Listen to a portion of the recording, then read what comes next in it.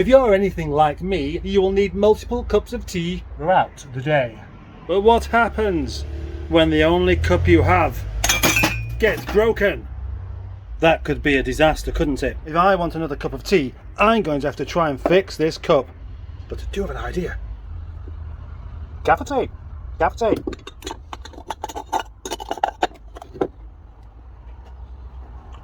Watch and learn. There we go, one gaffer taped up cup. But will it hold water?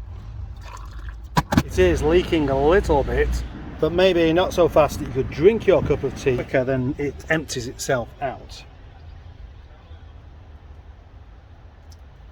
The solution is quite clearly more gaffer tape. So,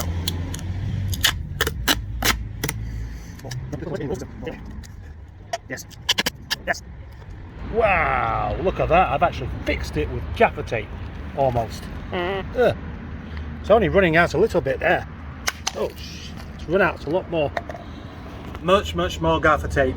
Should be considerably stronger than before.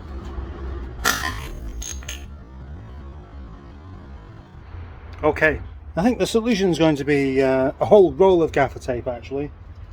That might do it.